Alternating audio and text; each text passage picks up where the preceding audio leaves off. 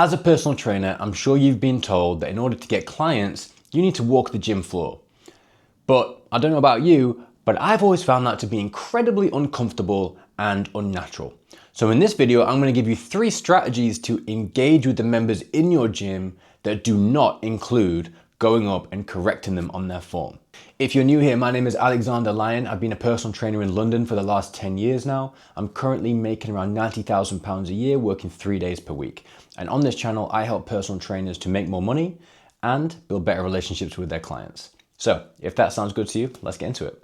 The big issue with approaching people on the gym floor is quite simply, they're doing something else right now. Many people go to the gym to clear their head, to blow off steam, just to get away from the kids for a second. They're not in the mood or the headspace to have a conversation right now, least of all be sold to. I remember learning this the hard way when somebody was running on the treadmill and I had no other prospecting strategy other than speaking to people on the gym floor. So I just interrupted her, and I remember she turned around to me and she was like, "What the fuck do you want?"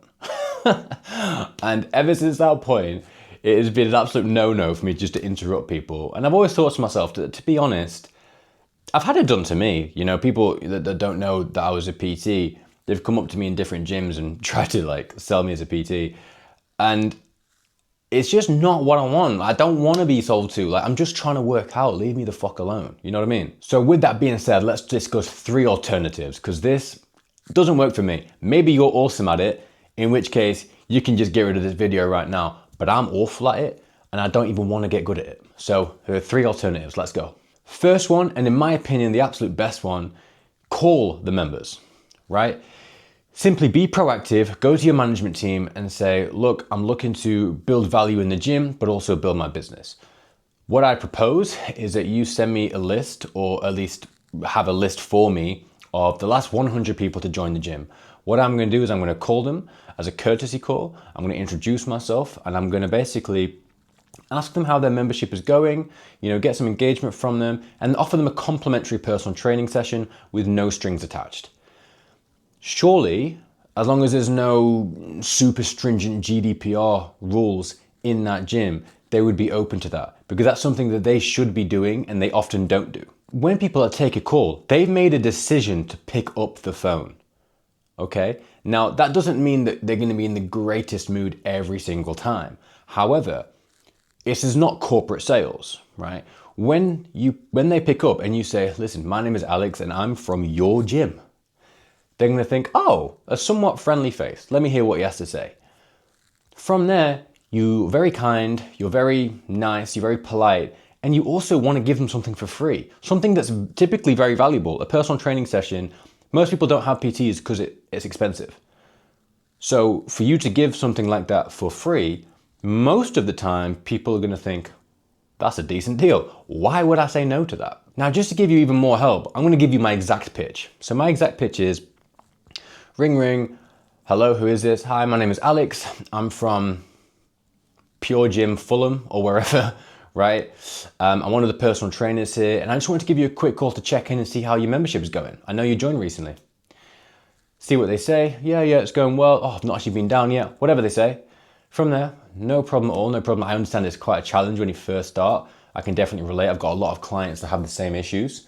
The reason I'm actually calling, Robert, is because I'd love to offer you a complimentary personal training session to welcome you to the gym.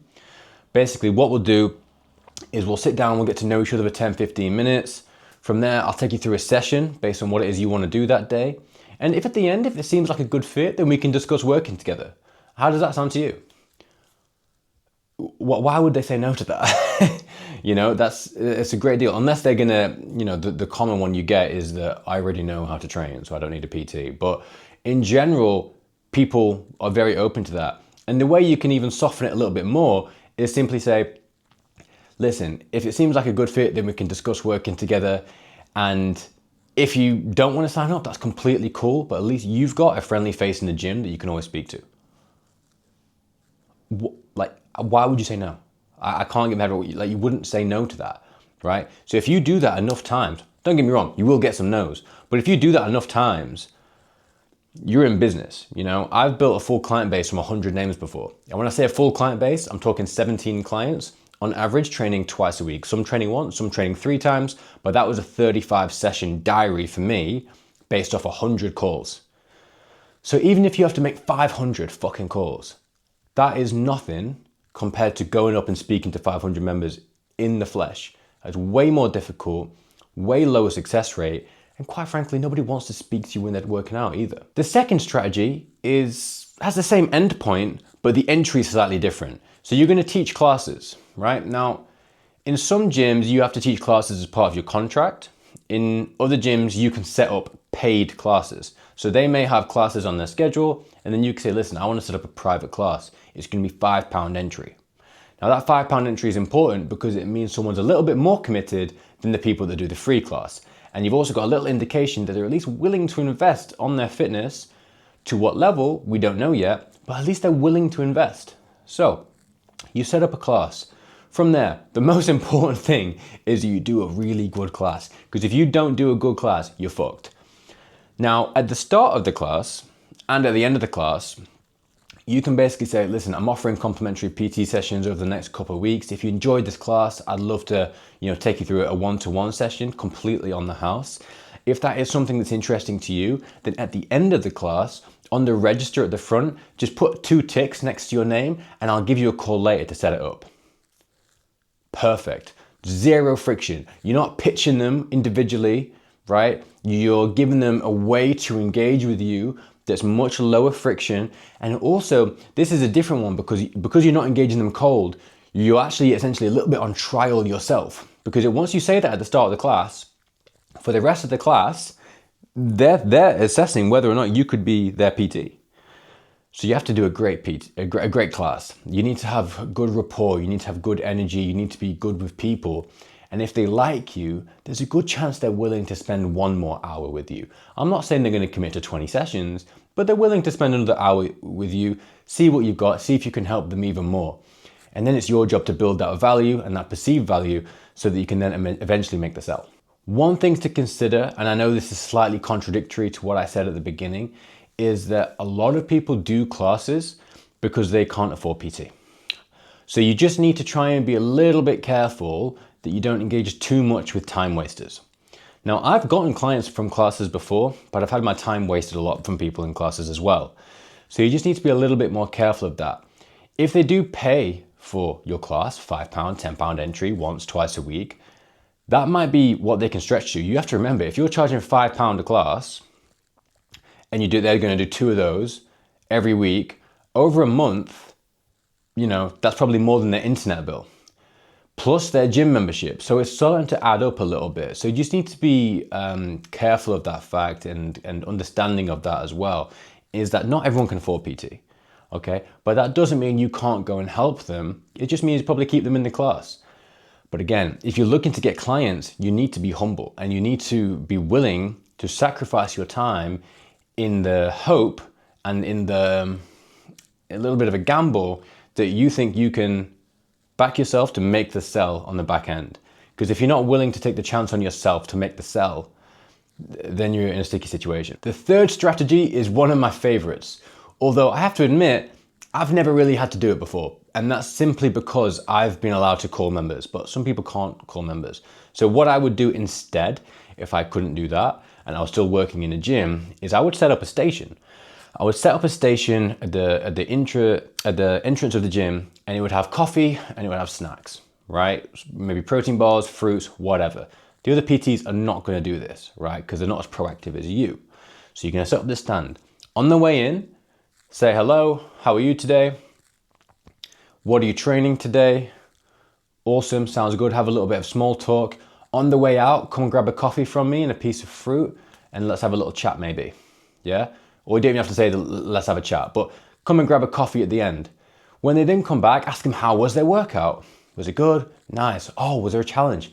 How are you finding doing this? What's been the biggest challenge that, since you've started your membership? Whatever, make conversation with them. As you're pouring their coffee, just mention, over the next month or so, I'm actually offering complimentary personal training sessions, just so I can build some more relationships with members in the gym. Would you be interested in booking one in, completely free?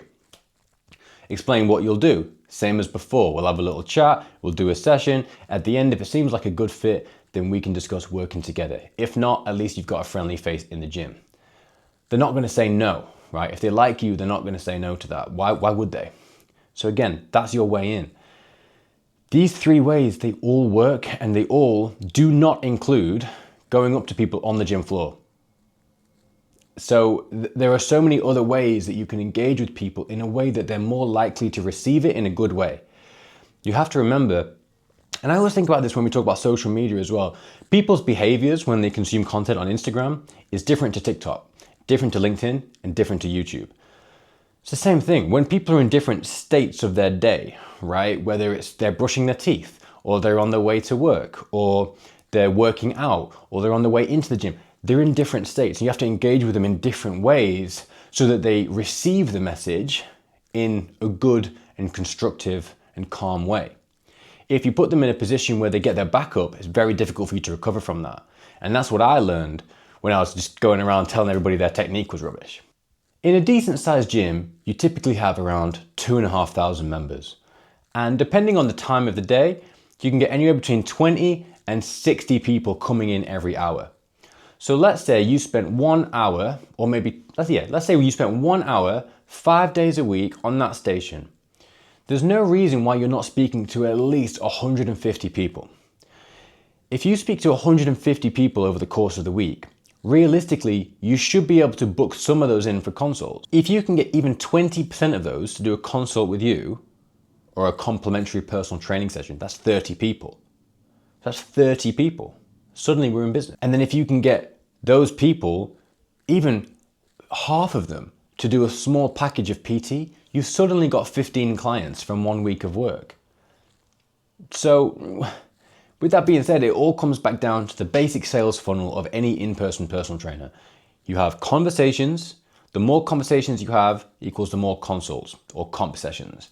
The more comp sessions you do, the more clients you should have. That's it. And even if you're not very good at the comp session, then you just have to speak to more people. Because if your conversion rate is lower here, just speak to more people. Speak to 700 people.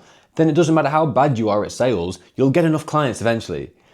You just got to keep going. You got to speak to more people, and you got to find ways to engage with them that aren't going to piss them off. I hope you found that video valuable, and I would love to hear about your experiences as well in this kind of regard and how you prospect in the gym itself, in the 4 walls. If you did find value, then please subscribe to the channel to help me grow so I can help more personal trainers like yourself as well. And with that being said, I hope you have a great day, and I will see you in the next one.